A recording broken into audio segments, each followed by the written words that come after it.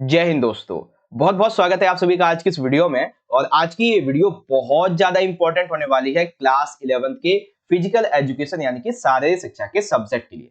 Basically बच्चों, physical का आपका जो एनुअल यानी कि फाइनल का एग्जाम होने वाला है 2022-23 के लिए, जिसमें जो मॉर्निंग शिफ्ट के बच्चे हैं इनका पेपर है कल यानी कि 21 फरवरी को, और इवनिंग शिफ्ट के जो बच्चे हैं इनका पेपर है परसों यानी कि 22 फरवरी को। ठीक है, तो आपके फिजिकल के फाइनल एग्जाम के लिए आपकी प्रिपरेशन को और भी बेहतर बनाने के लिए इस वीडियो में हम एक most important sample question paper को यहाँ पे देखने वाले हैं। और इस सैंपल क्वेश्चन पेपर का हर एक क्वेश्चन का आंसर आपको लाइन टू लाइन बहुत अच्छे तरीके से समझाया जाएगा। बस आपने करना क्या है बच्चों, आपने आज की ये जो वीडियो है इसे आप कंप्लीटली एंड तक जरूर देख लेना, और ये पेपर डेफिनेटली आपको बहुत ज्यादा हेल्प करेगा आपके कल और परसों के फाइनली एग्जाम में। ठीक है, तो आइए शुरुआत करते हैं बिना देरी करते हुए।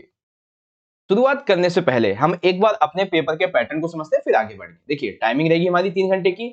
मैक्सिमम मार्क्स हमारे टोटल 70 होंगे।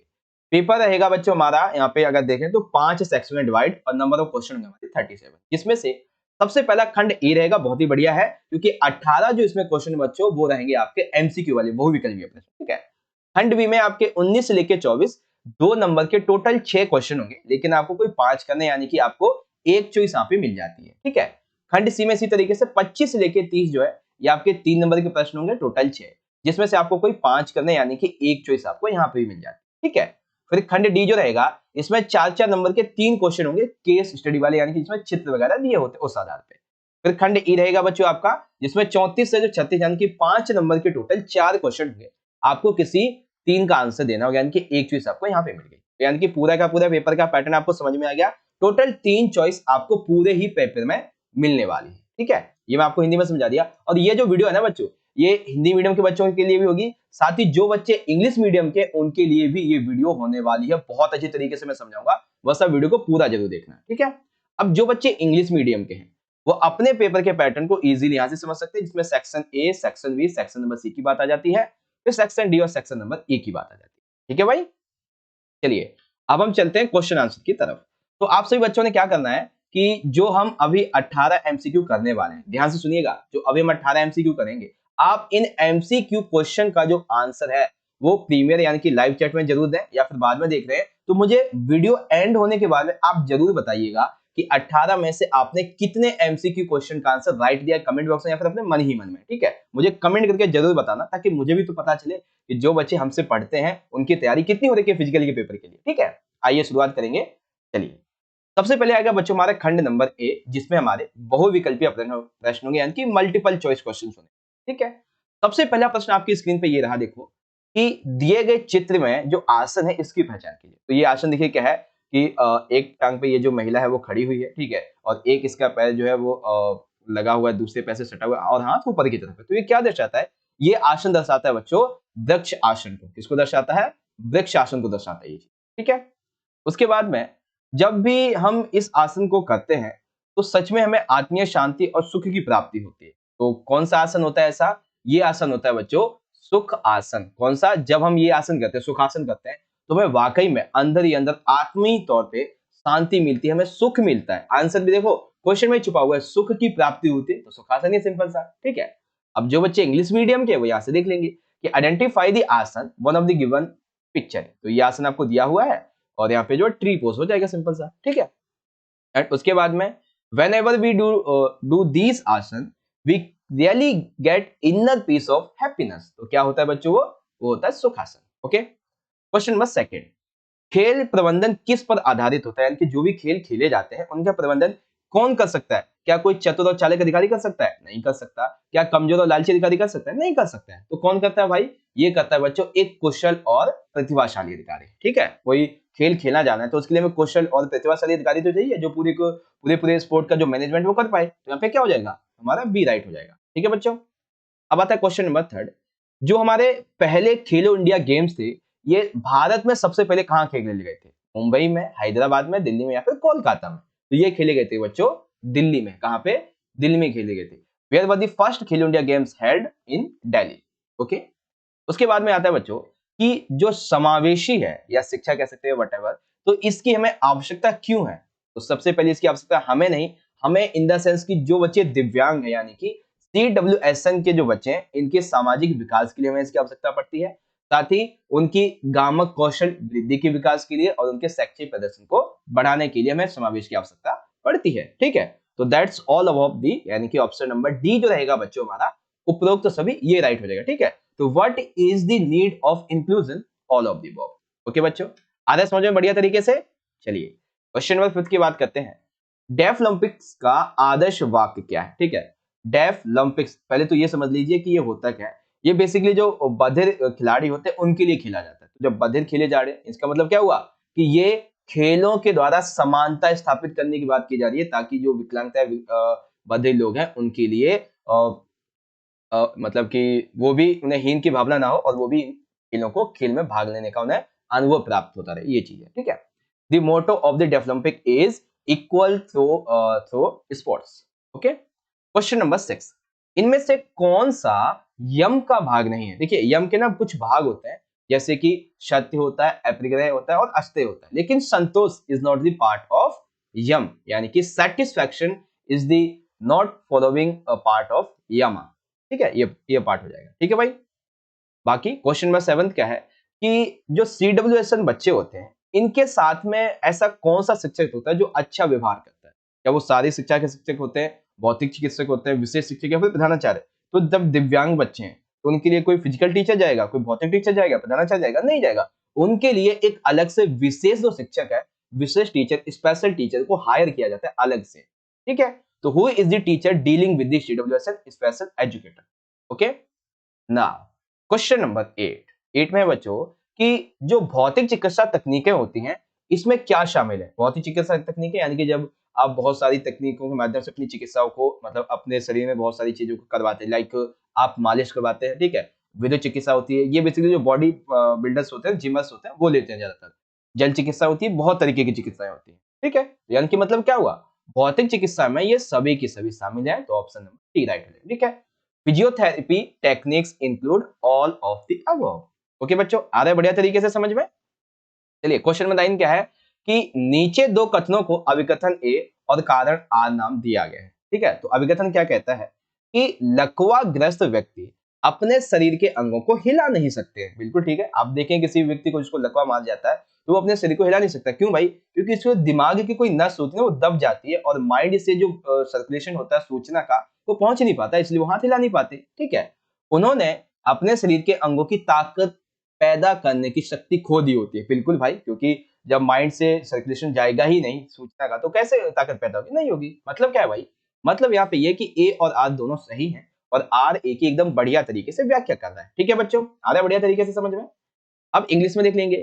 ठीक है, paralysed people can not move their bodies because of that they have lost the ability to generate force from their body parts, that is option number A is the right. Okay, now question number 10 is here कि अंतरराष्ट्रीय जो Olympic committee है, ठीक है, यानी कि समिति है, ये एक गैर लाभकारी स्वतंत्र अंतरराष्ट्रीय संगठन है। बिल्कुल ठीक है, और इस अंतरराष्ट्रीय ओलंपिक कमेटी यानी कि समिति को 23 जून 1984 को बनाया गया था। बिल्कुल ठीक है, कारण क्या है? कारण ये है, ये जो IOC है यानी कि इंटरनेशनल ओलंपिक कमेटी, ये ओलंपिक आंदोलन की एक सबसे बड़ी संस्था है इसीलिए।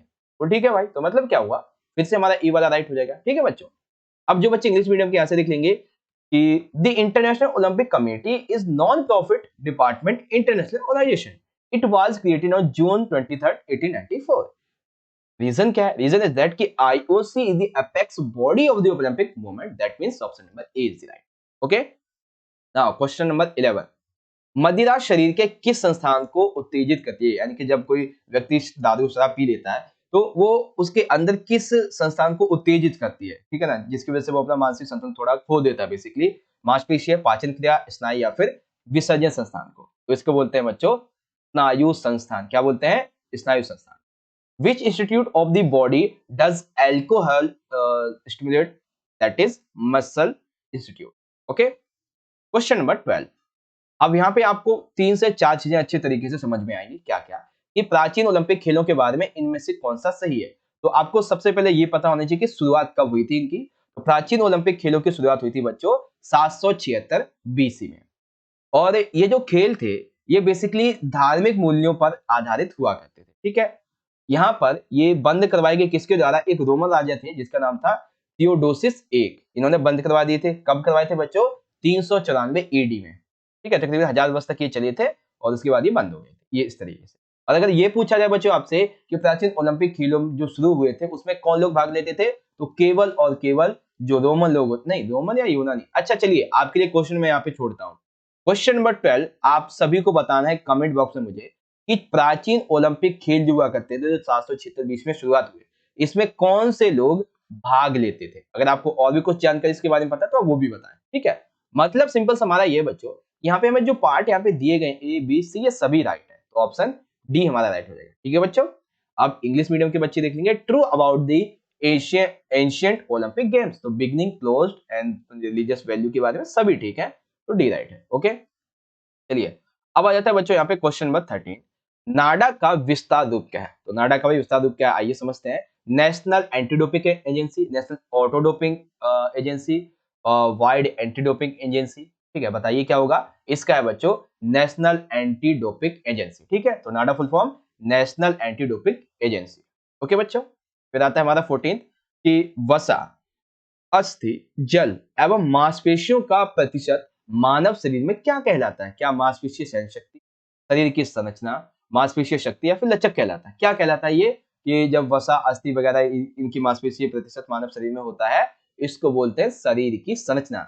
What is the percentage of the fat, bone, water and muscle in the human body called? That is body composition. Okay. Now 15th question, शारीरिक और मोटर फिटनेस परीक्षण में शामिल नहीं है, यानी कि शारीरिक और मोटर जो फिटनेस टेस्ट होते हैं इसमें कौन सा शामिल नहीं है। तो जो शामिल है पहले हम उसे देखते हैं। शामिल होते हैं सबसे पहले ऑफर यूथ फिटनेस टेस्ट, ठीक है। सेकंड शामिल होता है ऑफर स्वास्थ्य दक्षता टेस्ट एंड राष्ट्रीय शारीरिक फिटनेस टेस्ट, ठीक है, परीक्षण ये शामिल होता है। लेकिन पैरो जनरल मोटर क्षमता टेस्ट ये इसमें शामिल नहीं होता है, ठीक है। ये आप समझिए अच्छे तरीके से कि शारीरिक और मोटर फिटनेस परीक्षण में कौन सा शामिल नहीं होता, ठीक है। तो यहाँ पे हमारा ऑप्शन नंबर जो थी है सी है, ये हो जाएगा, ओके। अब आता है 16th, अब यहाँ पे आपको अच्छी चीज और पता चलेगी कि जब हमें खेल में चोटें लगती हैं तो हम उससे अपना बचाव कैसे कर सकते हैं। तो अकॉर्डिंग टू योर सिलेबस, तो कैसे करते हैं, शरीर को हाइड्रेटेड रखकर हम कर सकते हैं, उचित आहार ले सकते हैं और खेल के नियमों का हम पालन कर सकते हैं, ठीक है। तो यानी कि क्या मतलब हुआ कि यहाँ पे हमारा डी राइट हो जाएगा कि अगर हमें खेल में कोई चोट लगती है तो हम कैसे उसको सही कर सकते हैं, अच्छा खाना खाएं, खेल के नियमों का पालन करें, शरीर को हाइड्रेटेड रखें, ये चीजें, ठीक है।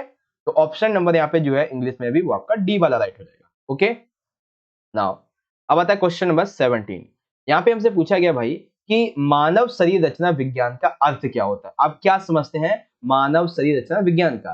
तो देखो जब शरीर रचना विज्ञान मानव जुड़ गया तो मतलब क्या हुआ कि मानव के शरीर के जितने भी अंग हैं इनकी बनावट कैसी है, उनका आकार कैसा है, उनका स्वरूप कैसा है, उनकी स्थिति कैसी है, उनका भार कैसा है, इसके अध्ययन को ही हम बोलते हैं मानव शरीर रचना विज्ञान, ठीक है। आगे देखेंगे, study of structure shape from position and weight all parts of human body it's called human anatomy, okay. And the last question for the MCQ is here कि ये एक ऐसा क्रियाकलाप है जिसमें प्रतिभागी को प्राकृतिक अथवा कृत्रिम चट्टाने, यानी कि प्राकृतिक नॉर्मली जो चट्टाने बनी होती हैं और खुद मानव ने जो बनाई होती हैं जिसमें कुछ परिवर्तन कर देते हैं, तो ऐसे शिखरों पर अथवा पूर्व निर्धारित स्थान पर पहुंचकर सकुशल बेस तक लौटना होता है, यानी कि उसे चढ़ाई करके वापस लौटना होता है। तो उसको क्या बोलते हैं, ट्रैकिंग बोलते हैं, नहीं। रिवर राफ्टिंग, नहीं। उसको बोलते हैं रॉक क्लाइंबिंग। क्या बोलते हैं बच्चों, उसको रॉक क्लाइंबिंग बोलते हैं, ठीक है। It is an activity in which the participant has to climb natural और article rocks to reach the summit और a predetermined place and return safely to the base, that is called stop climbing, ठीक है। Rock climbing basically, stop गलत लिखा हुआ, rock हो गया, ठीक है। तो यहाँ पे देखो आपको मैंने बता दिया टोटल आपके 18 जो आपके एमसीक्यू थे, ठीक है। तो अब आप सभी बच्चों ने मुझे बताना है कमेंट बॉक्स में कि आपने 18 में से कितने क्वेश्चन का आंसर अपने मन में सही दिया है, फिर लाइव सेशन व्हाटएवर कितने सही गए हैं आपकी तरफ से, कमेंट बॉक्स में जरूर बताएं, जिससे मुझे भी पता चले कि हाँ भाई वाकई बच्चे पढ़ रहे हैं, ओके। क्योंकि कल और परसों आपका पेपर होने वाला है तो पढ़ तो रही होंगे सारे, लेकिन मैं देखना चाहता हूँ आपकी तैयारी कितनी है। चलिए अब आएगा हमारा सेक्शन नंबर बी, जिसमें आपके 2 नंबर के टोटल 6 क्वेश्चन होंगे, लेकिन आपको किन्हीं 5 के उत्तर देने, एक चॉइस है आपके पास में यहाँ पे। आइए समझते हैं।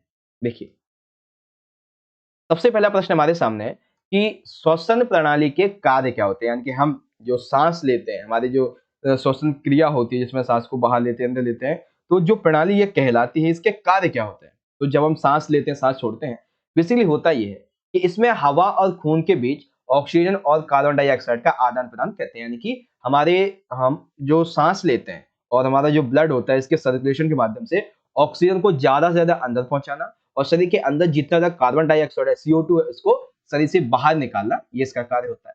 साथ ही ध्वनि उत्पन्न करने के लिए अगर आपको बोलना है तो उसके लिए आपको आवाज चाहिए, आपको ध्वनि चाहिए, ठीक है, यानी कि आपको श्वास चाहिए उसके लिए। यह है ध्वनि उत्पन्न करने में मदद करता है। रक्त पीएच को नियमित रखने के लिए, यानी कि हमारा जो रक्त का पीएच मान होता है, अगर वो सही नहीं होगा तो हमें बहुत सारी बीमारियां, ब्लड प्रेशर वगैरह बढ़ सकता है।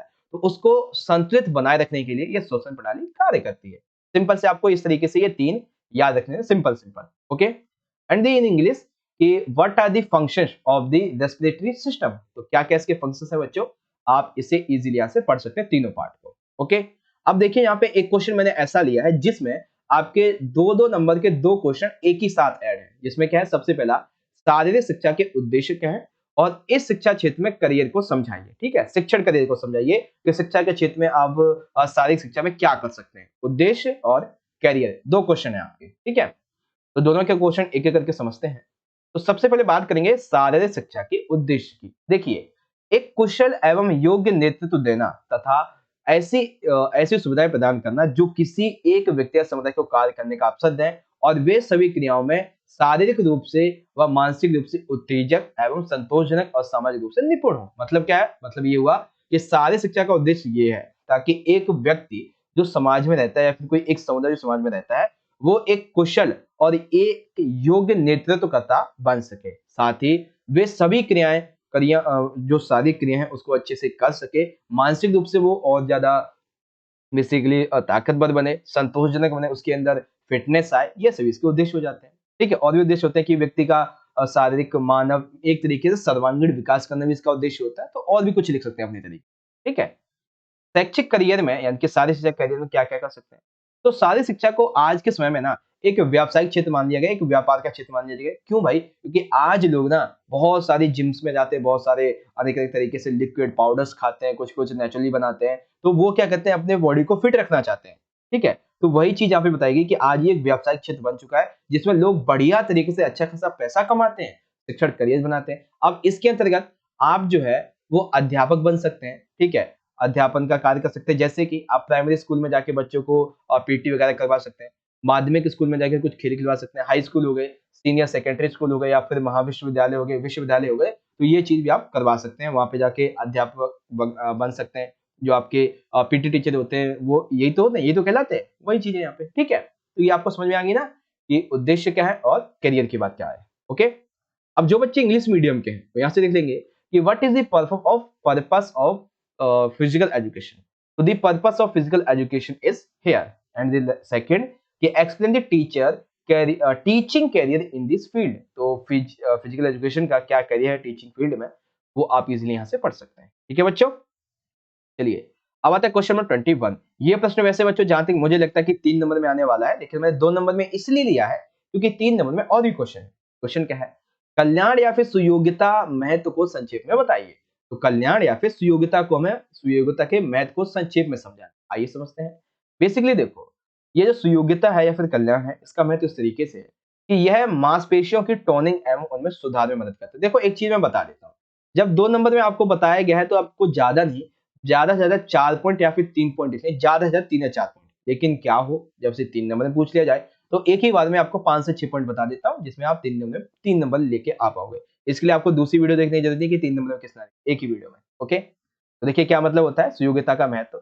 ये जो है, यह मांसपेशियों की टोनिंग एवं उनमें सुधार लाता है। हमारी जो मांसपेशियां होती है उनकी संरचना में सुधार लाता है, ठीक है। जब हमें चोट लग जाती है तो उसके बाद में आरोग्य प्राप्ति के समय को कम कर देते हैं कि हमें हमारी चोट होती है उसको हमें हानिकारक टाइम पहुंचाने का कम कर देता है और हमारी चोट को जल्दी सही करने में मदद करता है एक तरीके से, ठीक है।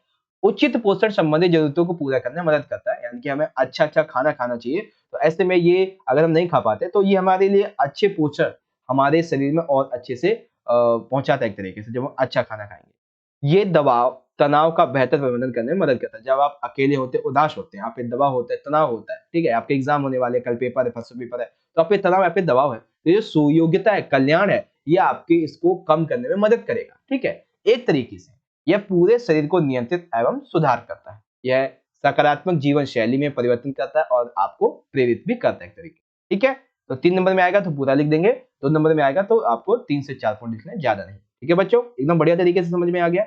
अब जो बच्चे इंग्लिश मीडियम के हैं, यहां से देख लेंगे, briefly explain the importance of welfare और फिटनेस, ठीक है। तो क्या है भाई इसकी इंपॉर्टेंस, तो उसके बारे में आप सभी यहां से पढ़िए अच्छे तरीके से, मैं आपको समझा ही चुका हूं ऑलरेडी, ठीक है। आई होप आप समझ गए होंगे। आगे बढ़ते हैं, क्वेश्चन बना था हमारा 22। अब यहाँ पे देखिए क्वेश्चन नंबर 22 में ना एक तरीके से दो क्वेश्चन एक साथ हैं कि खेल प्रशिक्षण से क्या अभिप्राय है। तो केवल खेल प्रशिक्षण के बारे में अगर आप लिखेंगे तो आपको मात्र 1.5 नंबर मिलेगा, आधा नंबर किसी और की जो परिभाषा है उसका मिल जाएगा, ठीक है। तो होता क्या है खेल प्रशिक्षण, बेसिकली जो खिलाड़ी होते हैं उनका उच्चतर प्रदर्शन को, उनके प्रदर्शन को और बढ़िया बनाने के लिए जो तैयारी की जाती है, जो उनको ज्यादा खेल खिलाया जाता है, उसी को जो प्रक्रिया होती है वही खेल परीक्षण कहलाती है। जैसे मान लेते हैं मैं बात करता हूँ पढ़ाई प्रशिक्षण की, तो मैं आपको प्रशिक्षण दे रहा हूँ कि आप अपने फिजिकल के पेपर में ऐसे आंसर लिखें, ये क्वेश्चन आ सकता है, तो इसको हम बोल देंगे पढ़ाई प्रशिक्षण, क्योंकि इसमें आपके मार्क्स को और अच्छा बनाने के उद्देश्य से हम आपको पेपर करवा रहे हैं, तो वही चीज यहाँ पे आ जाती है, ठीक है। यह सारी प्रक्रिया के द्वारा खेल प्रशिक्षण की सहायता में खिलाड़ी के स्तर को सुधारा जा सकता है। एक जो तारीख करता है जिनका नाम है मैथ्यू, ये कहते हैं कि खेल जो है, ये खेल प्रशिक्षण किसी खिलाड़ी की तैयारी का एक मूल रूप है, ठीक है। जैसे आप पढ़ाई करते हैं तो पढ़ाई आपका मूल रूप है, इसी तरीके से प्रशिक्षण खेलों का जो है, किसी भी योजना का, किसी भी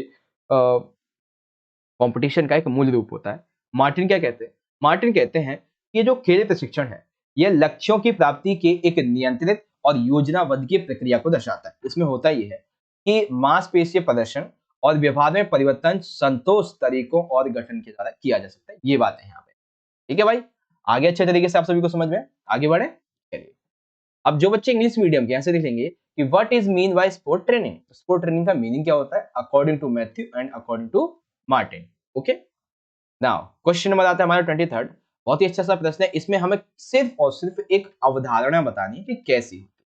अवधारणा क्या है, विकार की अवधारणा। देखो, विकार को आमतौर पर हम मानसिक विकार से जोड़ सकते हैं। मानसिक विकार यानी कि हमारे, हम जो सोचते हैं, मतलब बेसिकली मानसिक कमी कह सकते हो आप, ठीक है। इसमें विकार में होता क्या है कि विकार जो है ना, ये व्यक्ति के प्रदर्शन और एवं उसकी जो दैनिक चर्या है, इसकी काम करने की क्षमता को बाधित कर देता है, कम कर देता है, ठीक है। आपके व्यक्तित्व को अच्छा नहीं रखता है, ठीक है, आपके प्रदर्शन को, आपके दैनिक कार्य को कम कर देता है। कोई भी विकार शुरुआत में साधारण समस्या जैसा प्रतीत होता है। मान लेते हैं आपको कोई विकार हुआ है, तो वो शुरुआत में नॉर्मल नहीं लगेगा कि अरे ये तो बीमारी है, थोड़ा सा दवाई खाएंगे ठीक हो जाएगा, लेकिन धीरे धीरे इसके परिणाम आने लगते हैं।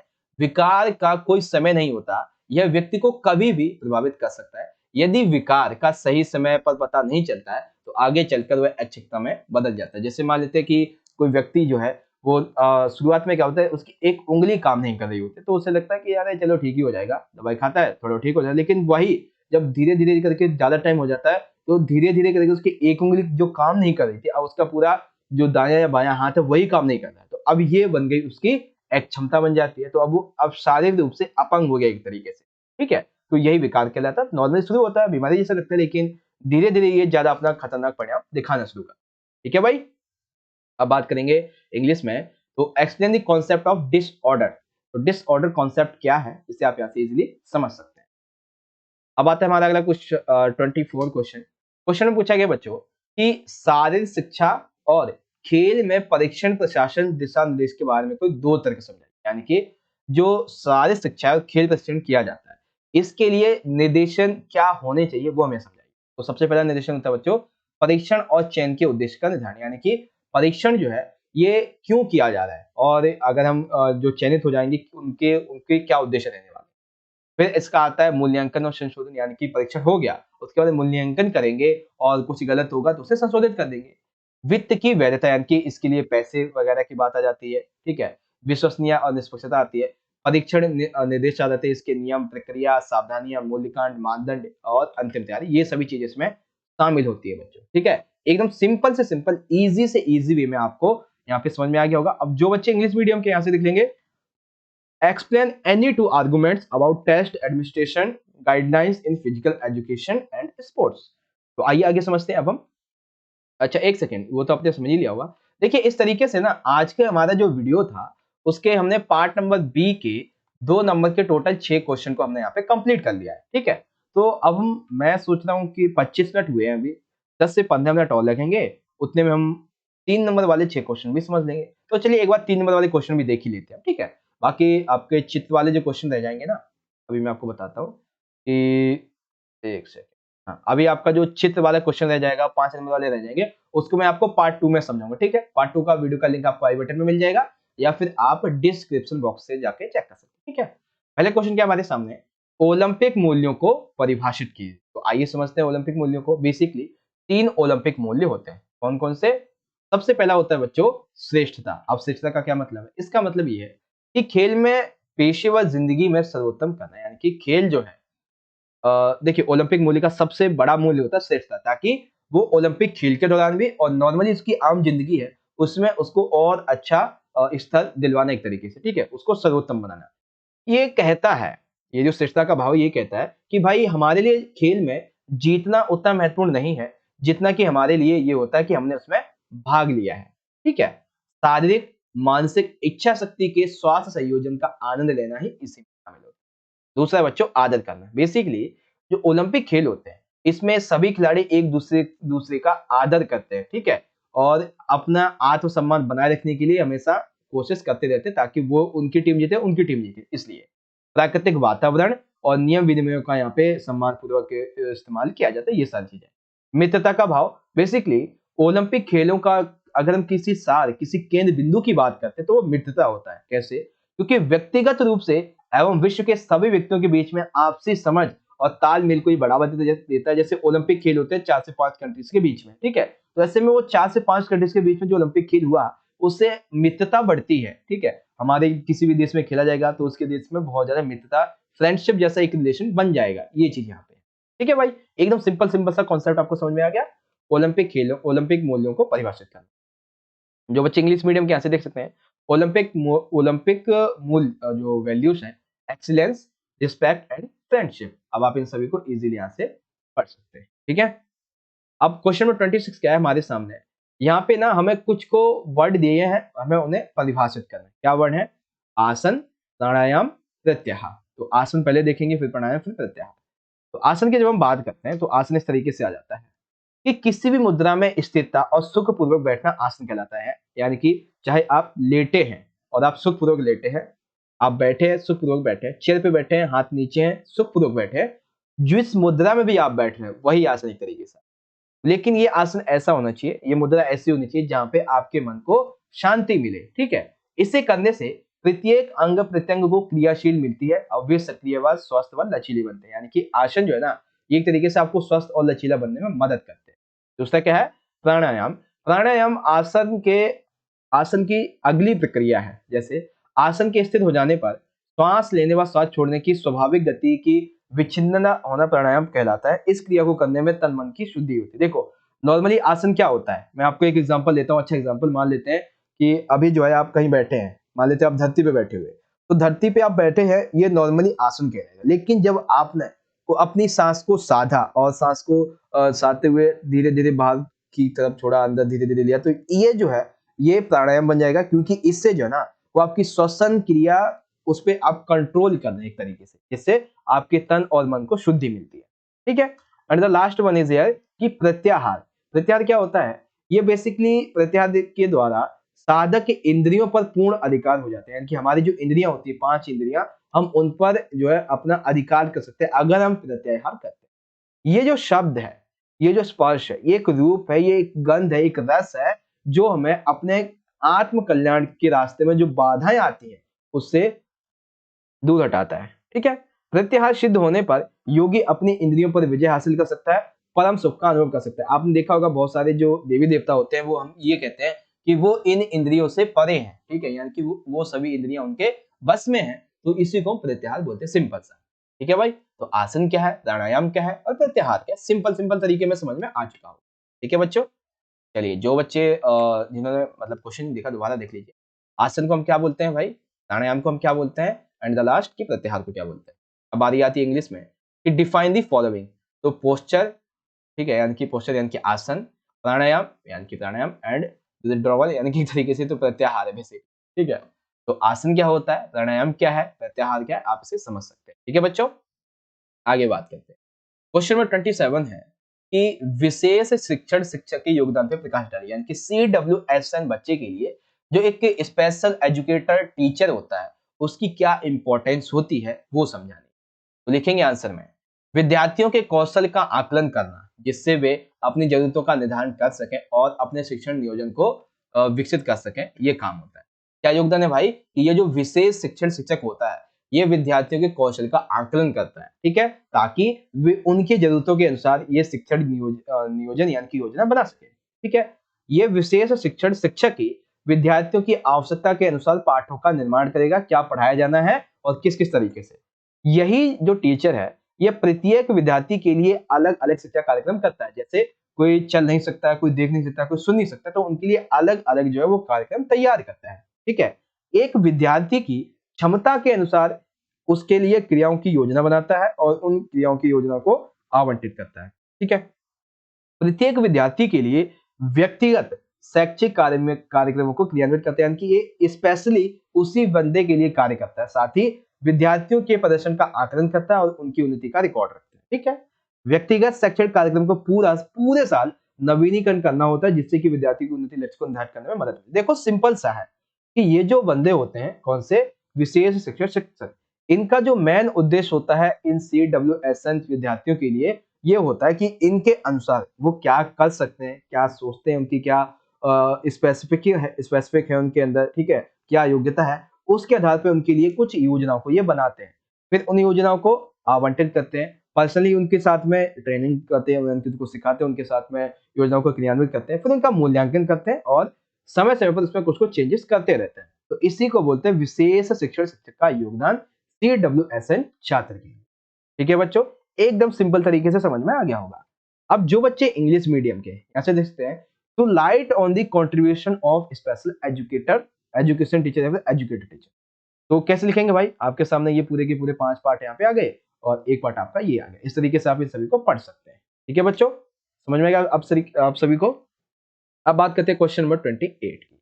28 में बच्चों ये प्रश्न है कि खेल मनोविज्ञान के महत्व को स्पष्ट कीजिए। बहुत अच्छा प्रश्न है क्योंकि इसमें ना आपको बहुत सारी चीजें अच्छे तरीके से समझ में आने वाली है। खेल मनोविज्ञान के महत्व को स्पष्ट कीजिए। देखिए, अगर अभी तक आपने वीडियो को लाइक नहीं किया है तो भाई लाइक करो यार, वीडियो को लाइक करो, क्योंकि आप जितना लाइक करोगे उतना ज्यादा हमारा और मोटिवेशन बढ़ता है ऐसी इंपॉर्टेंट वीडियोस आप सभी के लिए बनाने के लिए। तो आप लाइक कीजिए ज्यादा से ज्यादा इस वीडियो को, ताकि मुझे और मोटिवेशन बढ़े ऐसी ही और भी वीडियो बनाने के लिए आप सभी के लिए। और साथ ही जिन बच्चों ने अपने व्हाट्सएप ग्रुप वगैरह में शेयर नहीं किया अपने दोस्तों के साथ में, तो शेयर कर दो ताकि वो भी इससे जुड़े और अपनी तैयारी अपने पेपर के लिए कर सके।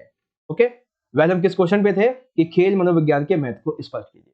सबसे पहला आता है बच्चों प्रदर्शन में सुधार, यानी कि खेल मनोविज्ञान जो है ये एथलीटों या फिर खिलाड़ियों को अपना सर्वश्रेष्ठ प्रदर्शन के लिए आत्मविश्वास में सुधारने में सहायता करते हैं। साथ ही खेल मनोविज्ञान का ज्ञान खिलाड़ियों के वैज्ञानिक तरीकों से उनके व्यवहार में परिवर्तन कर उनके प्रदर्शन और व्यक्तित्व में सुधार लाता है। देखो देखो देखो देखो, सिंपल सी बात है। जब हम बात करते हैं खेल मनोविज्ञान के महत्व की, तो सबसे पहली बात आती है प्रदर्शन में सुधार, यानी कि जो भी एथलीट, जो भी खिलाड़ी हैं, अगर उनको अपना जो प्रदर्शन है वो अच्छा बनाना है तो उन्हें खेल मनोविज्ञान का जो ज्ञान है वो होना जरूरी चाहिए, क्योंकि कुछ ऐसे वैज्ञानिक तरीके होते हैं जिससे वो अपने खेल को और अच्छा, अपने खेल की भावना को और अच्छा बढ़ा सकते हैं।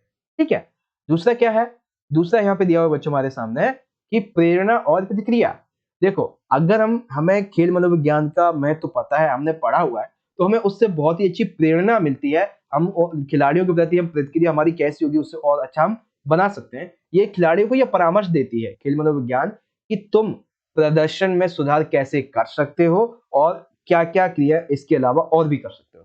तीसरा क्या है कि अच्छे खिलाड़ियों के चुनाव में सहायक। देखो, पहले तो प्रदर्शन सुधारने के लिए आपने इसको पढ़ा, साथ ही प्रदर्शन के लिए कुछ क्रिया बताई आपने उसको देखा। अब जब क्रिया होने के बाद में कोई खेल होता है तो आपका मान लेते चुनाव हो गया, उसके बाद में खेल मनोविज्ञान जो है ये जितने भी जो कोचेस होते हैं, जब किसी का चयन करना होता है तो ये जो कोचेस हैं ये खेल मनोविज्ञान के तहत अच्छे खिलाड़ियों का चयन कर सकते हैं ज्ञान के द्वारा खिलाड़ियों के व्यवहार को समझा जा सकता है, साथ ही उनके साथ अच्छे तरीके से पेश आकर उनका प्रशिक्षण किया जा सकता है और एक अच्छी टीम का निर्माण भी इसी से होता है।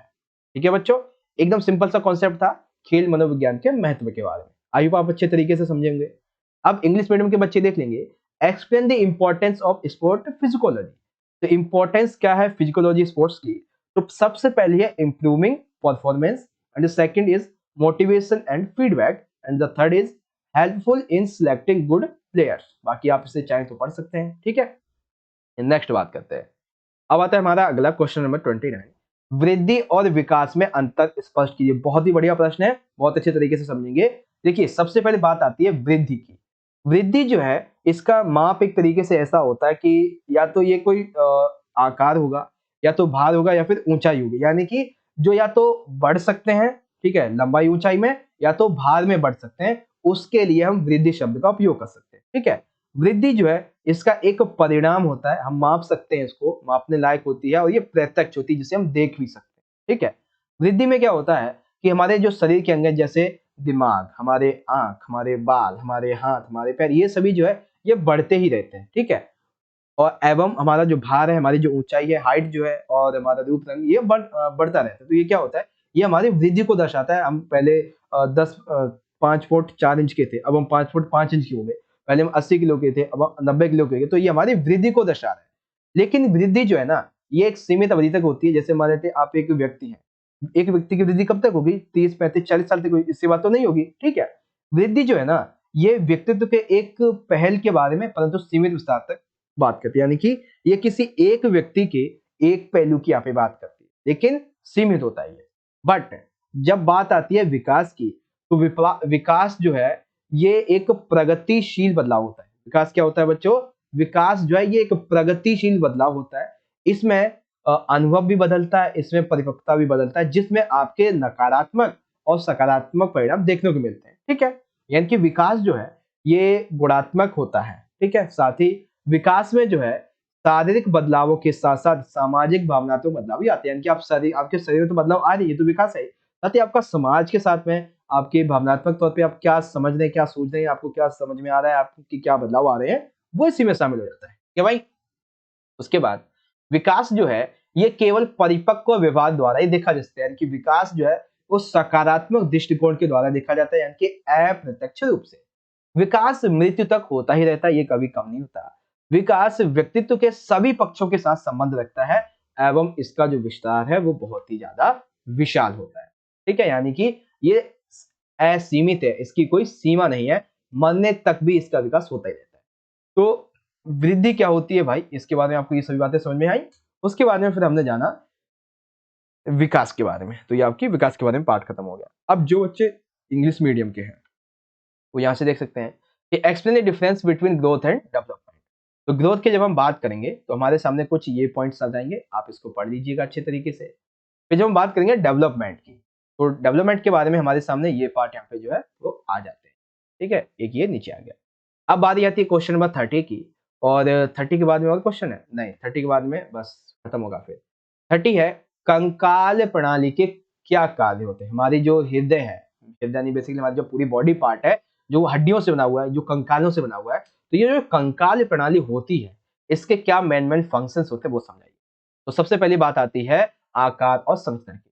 मानव का आकार लंबा या छोटा, पतला या मोटा करना कंकाल तंत्र के द्वारा ही होता है। अगर आपका कंकाल तंत्र मोटा है तो आपका शरीर मोटा होता चला जाएगा, जो संरचना मोटी है तो आप इस तरीके से मोटे पतले होते हैं।